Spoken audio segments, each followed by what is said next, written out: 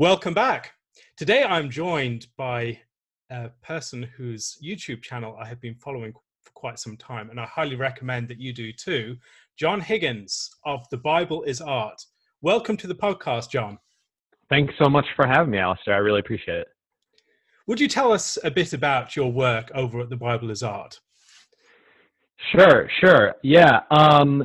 So the Bible is Art was started, or at least the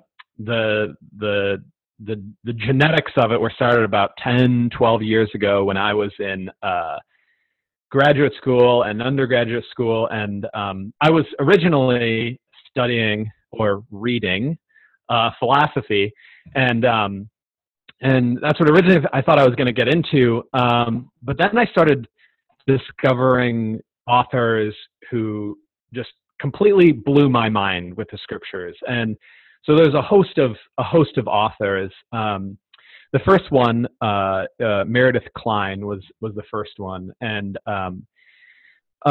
he was the one who sort of opened my eyes to the depth of scripture, specifically the Old Testament, and just real careful readings of the Bible. And that's what sort of like piqued my interest originally, because one thing that I'd found is and one of the reasons for starting it was I found that in my training, some of my professors and scholars I found were very sort of historically oriented.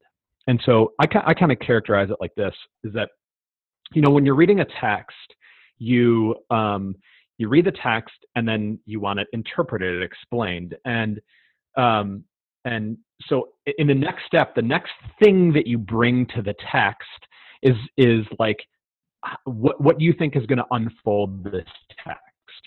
And for some of the really like historically A&E backgrounds type people that I was trained from, is that you would read a text and then you would jump over to the closest possible A&E, like similarity or difference.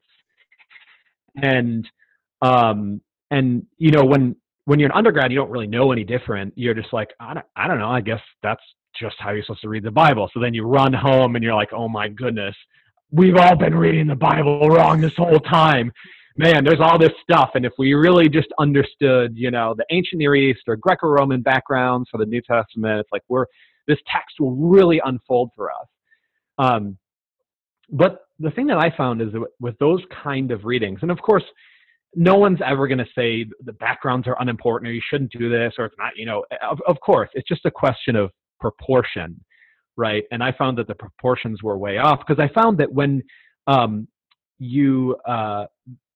that typically my experience with those kind of scholars and interpretation is that the insight that they would provide would either be already in the text, and so it didn't really add anything, or it would be so far outfield that you're just like, I don't know, I guess so. I mean, you've got a PhD, so I guess you just can understand what's going on. But I never found it 99% of the time terribly insightful. So if one of the hallmarks of a good hypothesis is that it is its explanatory power, I just felt like it didn't bring anything together. But then I would read these other authors, Meredith Kline, Warren Austin Gage, Peter Leithart, James Jordan, and then a whole swath of Jewish commentators, Meir Sternberg, Robert Alter, Shimon Bar Efrat, Jerome Walsh, well, he's Catholic, Fokelman, and it was like the thing that they brought to the text to unfold it was the text. Yeah. And so I always think about it as like, I'm like, okay. And the way I communicate it to people is like, if you don't understand something in the text, 99% of the time, it's because you haven't understood something that came before in the text. It's most of the time, it's not because, oh, I got to pull out Tacitus and he's really going to unfold this text for me. And so those two things, and the kind of like with all of those commentators, that they're slightly different, character, were just really good noticers of the text. And they were like, look at this, and look at this, and look at how the dialogue works in this story as opposed to this story, and why was this word used? And it's just this really careful, and all those authors, like, I always felt like with the best authors is that they, when you read them, they're teaching you how to read. And I feel like it's not just, whereas with like other commentators, sometimes I'm like, yeah, I kind of read them and they're like, here are the options and here's the one I pick. And you're like, okay, I guess, Yep. with the really good authors, they're like, well, they use this word in this phrase and this sequence because this reason, and you're like, oh my goodness, I'm learning how to notice well, And there comes a point where you're producing readings of a similar type yourself. And I've found, certainly in my experience, that I'll go to a particular text, I'll develop a reading of it, and then I'll go to some of these authors and find they've written on it and they've arrived at the same conclusions. And that's a reassuring thing, knowing this is not just in my head, this is not just an arbitrary reading, there is some consistency here. Oh yeah, that's a really good point, because I found that it's like, and I don't want this to sound terrible, but like I feel like I can interpret much faster now than like 10 years ago, because you're kind of accustomed to, like, I mean, it's like a language, and you're like learning the language, and you're like, oh, I kind of know how to speak this, and like the kinds of things that author does, and the types of allusions and the purpose of allusions and stuff like this. Whereas like 10 years ago, you'd kind of just be like, or for me, it's like you'd read a text and you're like, I don't know, open up a commentary and it's like, it means this, and you're like, okay, Bible study, and yeah, so I found, so that's the one sort of gene of the Genesis. The negative part about it is I find that the historical kind of thing. The other gene of it was that there's some sort of streams in evangelical interpretation that are kind of want to look cool in front of this larger audience, and so it's very reticent and restrained, and we don't want to shake the apple cart too much, and I'm like, listen, here's what I want to do. Let's just start with the proposition that this is a work of high genius, and let's just see where that gets us. And so, like, for me, this is just like a research project, and I'm like, I don't even necessarily think that everything I think is true. I'm just like, let's just have this as a heuristic and see where it gets us. Because for a long time, many people have been working on that, like, well, because I kind of think, like, maybe because of the scientific revolution or anything like that we think that, oh, if you just have this like really tight method, that's going to do the work for us for like uncovering this text. And like, if you do your word study, where I'm like, not really, because like, of course a method is important, but you have to be oriented in certain ways. And if you have some pieces of knowledge about the kind of thing that this is and the kind of offer that it is, it's going to get you to places. And there's a big difference between forming interpreters and just following a method where you sort of crank the handle and out comes the interpretation. Yeah. Rather, there's a certain formation that you must undergo to become someone who's a good noticer. And I've found, again, it's particularly following people who are good noticers and readers, people like, I mean, the names that you mentioned, Meredith Kline, James Jordan, Peter Lightheart, and others. Yeah. I've found exactly the same thing, and also a number of Jewish commentators, also people like Richard Hayes, some of his work on echoes, which gets me into another issue that people like Robert Alter and Richard Hayes focus a lot upon literary categories. And that's something you do a lot. Your description of your site, The Bible is Art, it's one that sets us up to approach the Bible as a work of genius, a literary work, an artistic work. And what particular influences did you find moving you in that specific direction? Because that has a particular shading to an approach. It's not just typology, it's more literature. Yeah. I mean, one of it was just the authors that I read, a lot of those Jewish literary people. Warren Austin Gage was a huge influence on me, and his, he formed the whole, not there anymore, but at Knox Seminary, the whole literature and kind of classical stuff that he was doing there. And so partly it was just like my teachers and my formation. Another reason is more ideological in nature, and that was some of the theological categories that we have, like typology. I sort of wonder, and I'm not at all against it. I mean, not at all by any means, but I sort of wonder, I'm like, I wonder if it would help people, because typology is just illusion, right? Like, I'm not sure if I'm sure there's some differences, but I'm like, it's just an illusion. We have a literary term for it. And I think that there's a really awesome article, simple article, but slightly more than illusion. Because yeah. And I'm sure that it is mediated. As textually mediated, it is illusion. Yeah. And so would you probably say that there's like the big ontology behind it that is more than just literary stuff?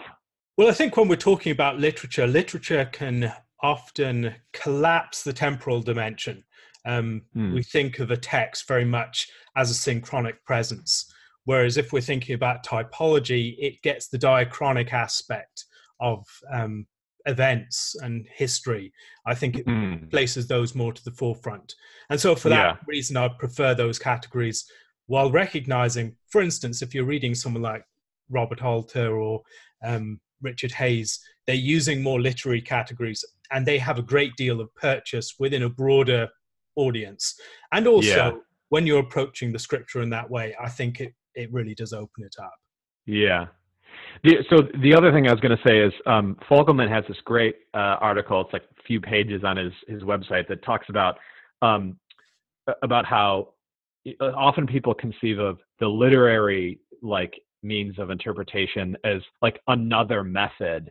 And he's like, no, it's not another method. The kind of thing, the genus of the scriptures is a book, right? So it's not just like, oh, you've got redaction criticism and you've got this whole cornucopia and someone can come in and just like, hey, whatever you want to do in graduate school, go ahead. He's like, no, this is not. And that's kind of like the secret that I tell people. I'm like, it's called The Bible's Art and it's all this like literary stuff. But at the end of the day, I'm like, I just think this is how you should read the Bible. I don't actually think I'm doing anything particularly, like niche or whatever. I mean, in many ways, it's recognizing the weight of the literal sense of the text. That the literal sense, it's not just the concrete events that are being referred to and the means by which they're being referred to in a non-metaphorical manner or something like that. Rather, it's the fact that this is a literary text with a clear or an immediate sense to it. And you need to read as a literary text. And that literal reading of the text is one that will lead to other forms of interpretation and insight. It will lead to maybe an allegorical sense of the text.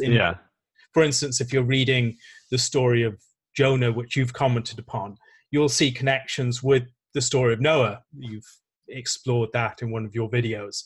And that helps you to get a deeper meaning. But that arises out of a literary reading of the text. It's the literal sense.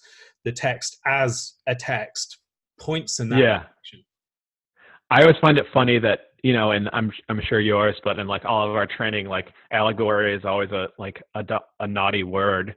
And I'm like, literally, it's only used one time in the Bible and it's positive. It's like, this is an allegory. I'm like, well, I was never taught that.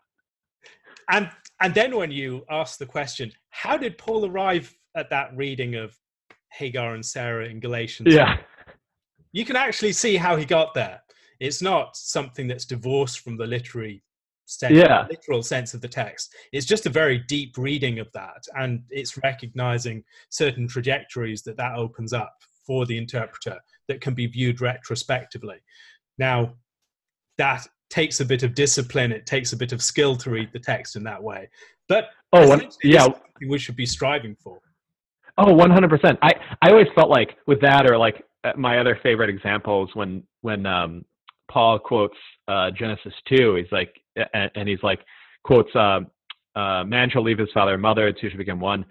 This is a mystery, and I'm telling you, it refers to Christ and the church. And I'm thinking, I didn't read Genesis 2 thinking that. So something's going on. And sort of like what I worried about with, like, when I would read some of the evangelical interpreters of that, or your standard evangelical, I should say, is that they would have enough sort of like, they're like, let me do enough work just so that this feels like okay. This feels like there's nothing wrong going on. And I'm like, no, bro, we need to understand what they're doing and adopt those principles. Yeah. Like, we're not trying to get Paul to pass our hermeneutics classes. We're trying to get our hermeneutics classes to understand Paul. Yeah. And one of the great things I learned from Greg Beale, and he taught a course called The Use of the Old and the New. And the first thing he does is he says, there are 9 presuppositions that New Testament authors have. And for you to understand what they're doing, you have to adopt those presuppositions. And it's like Jesus is the new Israel, and 8 others I forget. But yeah, it's that, like, we have to become students of the apostles as hermeneutes, and not just like justify them and be like, hey, everyone, it's okay. They're not doing anything horrible. And there, I think it's the concern so often is diffusing the text rather than actually pursuing the text and seeing where it might lead us. And pursuing the text and seeing where it leads us is exciting. It will lead you to some strange and unusual places, but those places will often I find it's the tough questions, as you pursue those questions, that you arrive at the greatest insight. It's welcoming the challenge and answering the challenge, not trying to diffuse the difficulty. Yeah. Well, I always think about it as like that presupposition, whether it's like those that Beale talked about, or the presupposition that I work with, this high work of literary genius, is that I'm like, when you read Shakespeare and you don't understand something, or Plato, because you operate perhaps just culturally with a presupposition as, oh, this is a genius, then you say the problem must be with me, not the text. And so with for instance, Proverbs, that we'll discuss in a little bit, they'll be like, I can't stand it when I read in commentators say, oh, there's no structure here, or something like this. I'm like, well, why are you attributing something to the text? Like, why don't you attribute something to yourself, especially not only if there's a divine author, but with the human author, he says that he was the wisest man who ever lived. That is to say, he's far above us. Every question that I could have ever asked, he will have answered, he will have considered. And you comport yourself differently to texts when you come in thinking that, oh, this thing is so beyond me, as opposed to, and obviously evangelicals are not like this. That's only, more of the mainline commentators that are going to say, well, this is like redacted poorly and blah, blah, blah, blah, blah. Like, you can't just have a method. Like, you've got to understand the nature of the thing. And that confidence within the text as a work of literary genius, as an inspired text, I think allows you to see things that would not be possible for the person who lacks patience and the discipline to actually pursue the text to the point where it starts to unfold in its meaning. Yeah. And I'd so much rather make interpretive errors on that side of the equation than on the side of the equation that, well, there's no structure, there's no purpose, whatever. And I've found, again, you mentioned earlier, Jewish commentators, often you will see them engaging in that sort of close reading. They put a lot of weight upon the odd details of the text. Yeah. They're very gifted noticers. I mean, I read someone like Rashi and get into some of the details that he's attending to, and you think, there's something there. I'd not noticed that at all. Yeah. He gives a strange interpretation, but again, let's think about why he gives that interpretation. And often you find great insight. Yeah. Yeah. I was just listening to a thing by David Zilber, one of the Jewish commentators, and it was on numbers, and he was like, yeah, it's not exactly clear where the first generation ends, like the narratives of the first generation, and the second generation begins. And I was like, I had never thought about that before. And his whole point was like, why would this be? Like, what would be? Because clearly Moses knows when this happens. He clearly decided not to indicate it explicitly. And his interpretation is that, that the people are one, even though you have a death of this generation and a resurrection of the next. Nevertheless, there's a continuity. And it's like, yeah, that's interesting. I don't even know if it's true, but it's like, but just to like pay attention to those like weird things, and especially like in the most common texts we read, whereas like there can be very strange things that we have never noticed before. I mean, some of the most familiar texts of all, people just don't pay attention to some of the details. I mean, why do we have some of the details in the story of the Good Samaritan that we have? Why is it that has a sort of symmetry with other parts of Luke, where Jesus is on the road from Jericho to Jerusalem, sees a man by the side of the road, takes mercy of compassion upon him, etc., as he cries out for mercy?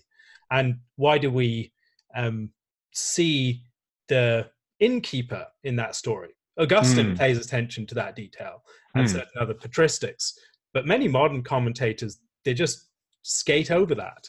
And yet the whole verse and the ending of the parable ends upon a surprising note, a detail that maybe would not attend to. And yet it's one of the most familiar stories of all. Yeah. Yeah. Well, and that gets me back where I like about like why I named the channel The Bible as Art. And I mean it art, and so some people have like misunderstood it and they thought it was like had to do with like visual arts. And but no, it's an old sense of art having to do with skill, of techne, and that this thing is like there's not a moral proposition hiding in an aesthetic husk. It's this one big crafted thing with all of the ethics and all of the aesthetics and all of the ontology rolled into one big beautiful package that you can't like extricate the parts. And I just wanted to like pay attention to be like, this is a piece of fine craft that we need to pay attention to the details, and not just a vessel for a moral or a theological proposition. There's obviously moral and theological propositions, all over, but it's not just that. So when we're talking about the reading of the text, often people will set that literary dimension and off against the content, and that can come even in the way that we translate the text in some cases. But how can paying attention to the literary form sometimes help us to understand the meaning of the text?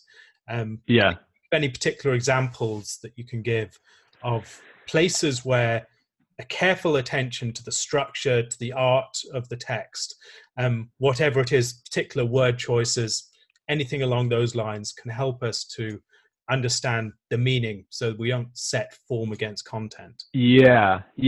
Okay, so two thoughts on this. One is some particular texts, and the other thing is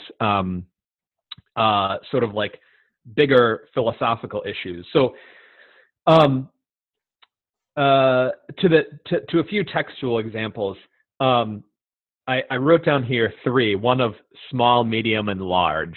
So that is to say, paying attention to the art, the literary craft of things happens at every level, from word or syllable all the way up to whole sections and multiple. So it's not just and I think originally, I was thinking, just like find all the literary structures you can, but no, it's all the way down. And so I want to give one example at like each level very briefly. And the first one is in Genesis 22 with Abraham and Isaac, when he's bringing him up and Isaac asks him, where is the lamb for the sacrifice? And Mayor Sternberg points this wonderful and devastating detail out where Abraham says, God will provide the lamb, my son. Right? And so there, Moses has constructed the dialogue or recorded the dialogue in such a way that my son functions in two ways. One is direct address, saying, God will provide the lamb, Isaac, right? But it can also mean, and does also mean, meaning modifying the lamb. So the lamb is the son. And so it's just like devastating detail. And now after I have a son, it is like very hard to like read those texts anymore. And I'm sure that's intentional by the author, right? And I think the purpose of that is that that this is driving down the weight of this text even more. The weight of what's going on in this text is that Abraham indicates this to just pierce the reader's soul, you know. So that's a little one, a medium one. And this has to do with how narrators use dialogue. So one of the interesting features of the whole Noah cycle is how silent he is. And I think, does he ever speak? I don't know. I don't know that he. In the judgment upon Ham. Okay. So the whole flood, and until after, he never says anything, and he's a major character. And the purpose of that by the narrator, it's not because he didn't say anything during those times, but the narrator chose to not record any of his speech to focus on his just stalwart obedience, you know. And so this literary feature gets, as is often the case, gets permutated and theme and variation all throughout Scripture. You have a similar quietness of Abraham, like in the beginning of the Abraham story, where he's surprisingly quiet through all of these big things. I wonder if you have the same sort of thing with Joseph in the New Testament, who's also very quiet. And I also wonder about, does this also set expectations because Noah was quiet, but he also had this major event of a covenant and this great catastrophe and this great salvation. Are those things brought into the other narratives? I don't know, but I think it helps us to understand those other characters. And the large one would be, for instance, the structure of the Pentateuch as a whole, and specifically Exodus, Numbers, and Exodus, Leviticus, and Numbers, where Nahum Sarna pointed out, and I think it was in his little Exodus commentary, that you have all these parallels between the Exodus wanderings and the Numbers wanderings, like away, so like to Mount Sinai and away from Mount Sinai, and it forms this this chiastic structure around the Book of Leviticus, which is where the narrative pace of the Pentateuch slows down to almost nothing. And so you have the Book of Leviticus, which is almost entirely God's speech at Mount Sinai. So it's this focusing effect on the importance of Leviticus, which we don't pay attention to. So yeah, I think it works on all levels of the text. You've shown me some of your work on Proverbs, and you've done some videos on the subject. I thought it would be interesting to talk about the way in which the proverb is a literary structure that itself trains us to read well. Yeah, this was so fascinating to me. And as I was just sort of interested in these literary features and treating things as wholes as they were previously chopped up, I sort of stumbled on little by little an article here, an article there, or whatever about Proverbs, and so it just kind of got me jamming on it. And so one of the one of the fascinating things I think about the proverb is like, okay, it's this like little jewel, right? This typically two-lined thing. And our common thought about what this thing is that, well, this is a piece of sort of like simple moral knowledge. We kind of all know it. It functions more to reinforce things that we already know, not really to teach us any significant moral knowledge. And so, and I think, I mean, I would never say that out loud, of course, but I think I tacitly thought that for years until I started like paying attention. And once again, as before, once I had adopted this belief that, oh no, this text is way above me, it is a work of genius, and so I need to give it the proper attention. So I started looking at these and I said, well, if these are these sort of simple moral propositions, then we should be able to do a very simple experiment, and that is just read the first line, and we should be able to fill in the second line, because like typically it's just it's like antithetical or synonymous. Those are the language we've inherited, right? And I'm like, okay, so let me just do this right now. It's a fun experiment, and so I'm just going to open up to where sort of the Proverbs proper begins. That's in chapter 10, and just the second verse here. And the first line reads this: treasures gained by wickedness do not profit. Okay, that's really simple. So like, what would the second line be? I guess it would be treasures gained by righteousness do profit. Or maybe it's treasures not gained by wickedness do not profit, or treasures gained by goodness do profit, something like that. No, not even close. First line, treasures gained by wickedness do not profit, but righteousness delivers from death. And you're like, what?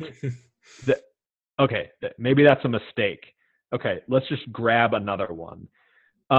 Blessings are, this is verse 6. Blessings are on the head of the righteous. Okay. Curses are on the head of the unrighteous. No. Blessings are on the head of the righteous, but the mouth of the wicked conceals violence. And you're like, what? And the fascinating thing is that, like, this is most of the Proverbs. Yep. And the fascinating thing to me, and this just completely blew my mind, is that it's not only that the Proverbs are not these sort of like simplistic moral propositions that we already know. And it's not just like my argument would be like, here, wait, let me show you how they're not. It's like, no. They are actually composed to be the opposite of that. Like, to actually be difficult. And so all of a sudden I'm like, oh my goodness. And so I tried to just start working through these Proverbs, and they're like difficult. I find them, and it takes me a long time to get through a proverb, because you have to, and I actually kind of wonder if the Proverbs are written for differing levels of people in their journey to wisdom, because the first part is just like understanding the statements, right? But the next level of because like, and most people could understand that treasures gained by wickedness do not profit, and that righteousness delivers from death, right? But the real insight into the nature of the Proverbs comes in when you understand why these two are one. Yep. Like, why is this one proverb? Like, and how does that second line relate to the first? And I kind of liken it to, sometimes insight happens by discovering new things. Other times insight happens by understanding the relationship between things. And so the example I use in my video was like with like Einstein's, great equation, E equals mc squared, where there's nothing, we knew about all of those constants before, we just didn't understand how they were related, right? So he comes in and he says this. And so what I take Proverbs to be is this massive moral architecture that's helping us to understand the relationships between all of these moral characters of virtues and vices, like it, and in this very complex way. One last thing, and I'll shut up. I was just recently reading Bartholomew and another dude, Introduction to Wisdom book, and he references, I think, is a Van Leeuwen article where he has this like chart with like 4 quadrants, and it's like wicked, righteous, poverty, wealth, and it's like 1, 2, 3, 4, and he's like the Proverbs deal with all of these quadrants. So what sometimes gets characterized as like, oh, well, the wisdom of literature is this like, like character consequence thing, and the Proverbs are just telling you like you do this, like the idea is that like, you take this action and this is what's going to happen. And I'm like, no, it is this like web of like complicated moral relations, and it's like a master class in moral thought, where you have to, it's not just that you have to understand what courage is, but you have to understand how courage relates to gluttony, and how courage relates to lust, and all of these things, and it became wildly fascinating to me. That sounds really helpful. I think I found, even reading through the wisdom literature and scripture, Proverbs, and also things like Psalms and Song of Songs, it's a training in interpretation. When you learn to read the sort of metaphors and analogies that you have in Song of Songs, it trains you to think about text in a rather different way. Likewise with the Book of Proverbs.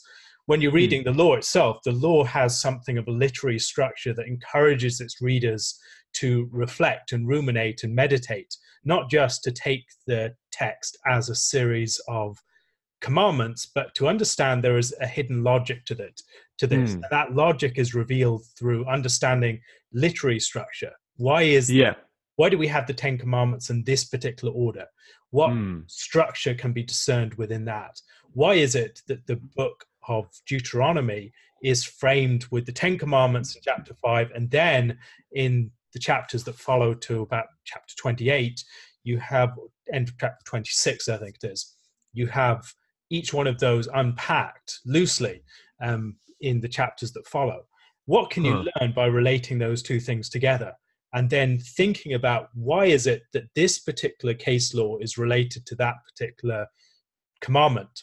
When you think about those sorts of relationships, it's amazing what emerges. And you understand why David could say that he was wiser than all his teachers, because he meditated on God's law. That the law is not just giving us a series of things that we're supposed to know, that we're trained in the modern world to be swift readers, to have texts that are written for speedy reading and that they can be accessible to anyone. They're supposed to put all that information up front. But scripture is designed for rumination, for meditation, for chewing over this again and again and again until it reveals great insight. And I've found that with particularly the wisdom literature, it brings that to the forefront. That's always part of the literature of scripture elsewhere, but in the wisdom literature, that's very clear that that's how you read a text. And beyond that, I think there's a great piece that was written on, I think it was Venkatesh Rao on the Ribbon Farm blog, which is about refactoring certain concepts. So trying to get certain frameworks to rethink familiar concepts to help us to understand the world better. So one of the things that he was talking about was the concept of literacy. He talked about literacy. How do we define literacy? He suggested that the way to define literacy is the ability to condense and expound. And very often that's what we find within the wisdom literature of scripture, in the law of scripture. It's that ability to condense something into this very intense, pregnant statement, then the ability to expound it and unpack it and to show all the content. Yeah, that's really fascinating.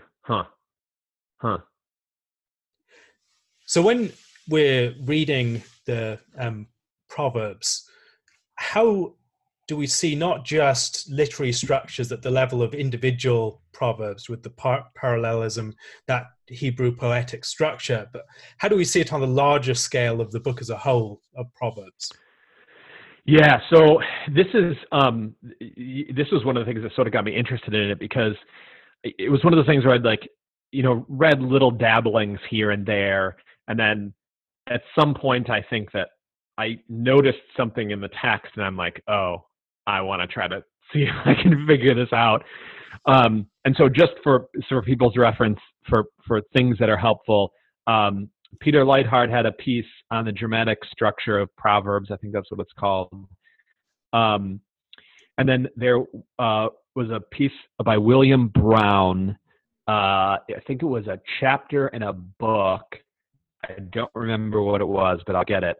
And then the other thing is there was a dissertation by Chris Ansbury at Wheaton, and he had a chapter on this as well. I think he's at Oak Hill, isn't he? I'm not sure. It might be. Anyways, and so there's a couple of helpful things out here. This is a very live issue, and I don't have I'm not. This is not absolute gospel what I'm going to say. It's just me trying to work these things out. But in the clearest form, the most obvious thing is that this is a story of the development of a son, right? And so you have Solomon writing to his son, teaching him wisdom. That's the sort of obvious thing that's right there on the surface. Now, the book of Proverbs is clearly segmented into 7 sections, where you have these introductory and conclusion, and then you have these like big fat sections of Proverbs, of what we think is Proverbs, and in the Proverbs is introduced. It tells us that you're going to get all these things. He tells us what's going to happen at the end. You're going to get wisdom and insight and all these things at the end. The next section is this sort of encouragement. The next 9 chapters, encouragement to like why we should seek wisdom and what will that get us and what will it do. And it's and it does that in large part through these images of women. So you have like Lady Wisdom and Lady Folly. And because it's the son, and because, for instance, like, the sexual drive is the most potent thing at that age, he says, listen, this is as potent a decision, more important than your selection of a woman is to select the right lady. And you want to select the wise woman. And so we get these images of these 2 women, and they're both building houses, and Lady, and fascinatingly, Lady Wisdom is like, she shows up in the street and in the marketplace, right? With the idea that this is the location where you will gain wisdom, and where she operates, because because wisdom covers, everything in life. Okay, and wisdom and folly as figures are so clearly juxtaposed with each other. They're coming out with exactly the same introductory words, and then they diverge. And it's very interesting seeing how, again, that's a literary structure. If you're just reading those single statements by themselves, you will miss the way that they're playing off against each other. Yeah. So then in chapter 10, you get the first chunk of like Proverbs, and it starts like this: the Proverbs of Solomon. And the first proverb is this: a wise son makes a glad father, but a foolish son is a sorrow to his mother. Okay, and in this first section, from 10 to 20 something, you get this first big chunk, Solomon teaching his son Proverbs. And one thing that William Brown points out is that as you move through these major sections of Proverbs, is that they get more complicated. And I'll come back to that for a second. When you get to the central section in Proverbs, you it says this. This is 22 and verse 17, where it says, "Incline your ear and hear the words of the wise." Now, what's fascinating in terms of the development of the Book of Proverbs is that the last section was Proverbs of Solomon, and now we get a new speaker. Is it Solomon? Is it someone else? I don't know. It's just not identified as Solomon. And so we get someone else here, and the only thing, this character is only identified by his wisdom. And as you read through these sections, it's fascinating because it seems like we're out in the world. We're getting instructions about what to do in the field and in this king's court and stuff like this. And so it seems that the setting has changed, where we've left the confines of our Solomonic home and we've moved out into the world, which makes sense because that's where Lady Wisdom first appeared, out in the world. And this sort of matches that kind of the sort of natural development as you grow older and you move out into the world. Well, then we move back and into the last big section of Solomon's Proverbs. And it says this, we're in chapter 25. It says, "These are also are the Proverbs of Solomon, which the men of Hezekiah, king of Judah, copied." Now, of course, if we were just thinking about this as a historical text, we would say, oh, well, it's just kind of like detailing, like this information for us about like who copied it. Well, but there has to be some, if this is written by the wisest person who ever lived or organized, right, then perhaps there's a plot reason, right? A reason for the development of some theme or something in the story. And what I take it to be is that we're back at home, but something has changed because Solomon is no longer here, right? We have a copy of Solomon, our father's Proverbs, but they're no longer here. So it's like we returned home, but our, perhaps I'm saying too much, but Solomon is dead, right? This is the next generation. And so we have to learn here now. Now, in terms of the content, it's gotten much more complicated. If you remember in that first section where he said the first proverb was, "A wise son makes a glad father, but something is a sorrow to his mother. A foolish son is a sorrow to his mother," which is fairly straightforward. Let's listen to the first proverb in this section. "It is the glory of God to conceal things, but the glory of kings is to search things out." And I just find this the most fascinating contrast because you're like, we started with like, don't be a foolish son, your parents will be sad. And I don't mean that to sound bad, negative at all, or simplistic, but then we move over to this one and it's like, hey, God hides things. And you're like, what? And your job is to figure the things out that God has hidden. And I'm like, this is a different kind of thing, right? And our author has selected it at this later stage. We've been out in the world and we've discovered this new wisdom. And so there's like a development there. And so we get, and as William Brown notes, you get a complexity of literary forms and everything like this. And so it's getting more complex as you move through the book and you move through life. And then I won't belabor this too long, but in the last two sections, you have two sections in 30 and 31, and you have the words of Agur, son of Yaketh, and then you have the words of King Lemuel, and two people whom we know nothing about, right? And so we're slowly moving sort of away from the familiarity of home into this sort of like new place where we're having to learn wisdom from people who are presumably outside our home, perhaps outside of our nation and our experience. And interestingly, in both of these last sections, they're not called proverbs. They're introduced as oracles, which are typically what prophetic sayings are called. And so there's even been a progression in like what we are learning.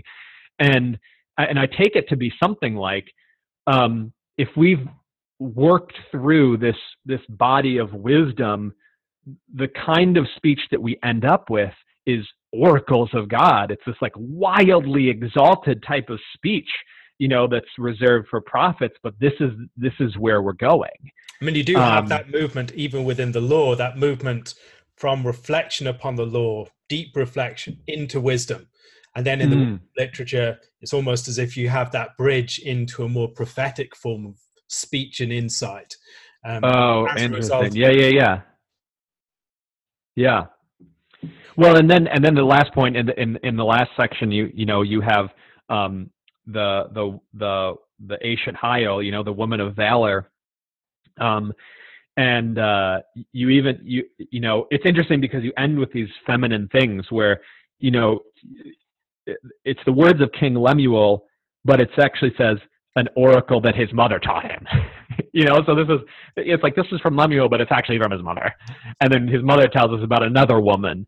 And so we end with this, and this is, I think there are tons of things going on, but the sort of major narrative thread is that, by the end, this wise son has chosen the right woman. We get this wise woman, so we get this allegory at the end of this wise woman who has taken, and so she's an image of wisdom.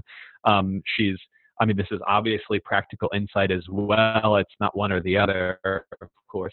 But so we've come full circle. So we began with this son who has to select the right woman. He goes through life. He learns in all these different spheres from different people, and in the end, he's able to triumph and be faithful in his quest for wisdom. I think that particular section in chapter 31, which the passage that launched 1,000 women's Bible studies, as I've termed it. But this text is often underread. It's not recognized for what it is. It's in many ways, it is a clue to the whole book. It is, as you say, it's a story of a son. It's a story of the son leaving his father and mother and being joined to his wife, and the two. It's the story also. The wise woman here takes up the themes that are connected to the specific woman. You're choosing between the adulterous woman and also the wife of the youth. And then you're choosing on the more metaphorical, allegorical level between Lady Wisdom and the woman Folly. And then you see here that the wise woman described in chapter 31 picks up many different phrases from earlier on that are used to describe wisdom. And so it's coming together, those themes uniting at this point. And it's an acrostic. It's following the Hebrew alphabet letter by letter. And it's summing up in this one powerful image. Wisdom is the one that builds the house. Wisdom builds builds the creation as working with God. And then here we see that wisdom will build your house too. And she will be a very specific woman. She'll be your wife, but she'll also be representing everything that wisdom does. If you give your heart to her, then she will end up building you up and glorifying you. Yeah, that's fascinating. And you have a similar thing here to, I think, what's going on in John's gospel, where we think of John's gospel as one of the most like mystical or symbolic, and it absolutely is. But it's also some of the most fleshly, which I find this like fascinating thing about like just kind of some of the details in the text, like even to the degree of the chronology of it. It's like we get this idea about a 3-year ministry from John's gospel, the one that's supposed to be this like most mystical one, and it's like, oh, that like this most mystical one, we get this like this idea about even the geography or the chronology of it, and I think you think of that like same thing of the thing that is this book that has all of these like clear like allegories going on here is also like the most practical book in the Bible. Yep. I would love to see people preach Proverbs more, or it's a hard book to preach certain sections of it, but certainly the opening chapters, the invitation of wisdom and the contrast with folly, and the concluding chapters are more straightforward. But the Yeah. whole book is one that really needs to be addressed, I think, to the church. And I think there was an appetite for it. People need this.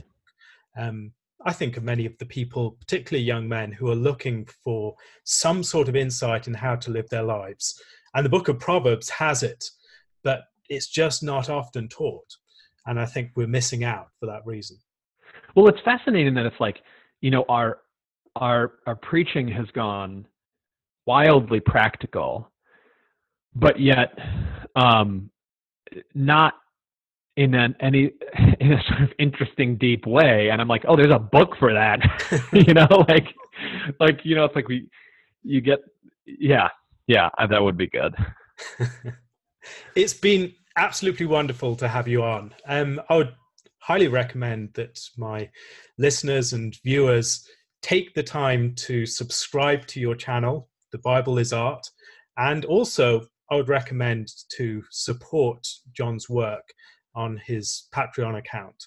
I'll leave the links for both of those in the show notes. If you'd like to give a very brief description of what you do over there, some of the videos that you have coming up, some of the videos you've already done, just to advertise and encourage people to visit, that would be great. Yeah, sure. So I make videos on sort of short, like 5 to 10 to 12 minute sort of video essays on different themes and literary features and interesting stuff on the Bible. My next video is going to be on John 21, the last chapter in the Bible, with strange stuff about fishing in the night and eating and 153 fish. Oh, well, I'm not going to deal with that, but I've got a video of that. yeah, you can. That's already done. So that strange last chapter, it seems to some people extraneous. That's the next video that's coming out. The other thing that might be interesting to people is I just, from my years of just scouring the web, I recently put up a sort of like web tool at thebibleisart.com/audio, where it has every book of the Bible, what I take to be the best available audio lectures, sermons, courses, or whatever on each book of the Bible that you can filter really easily. And it's you can also filter according to whether it's like paid or free. And so that's everything I know. Fantastic. Thank you so much for coming on. And yeah. I hope that whoever has been listening to this has found it helpful. I recommend that you follow John's work and read what he writes, listen to what he produces. God bless, and thank you very much for listening. Thanks so much, Alistair. Appreciate it.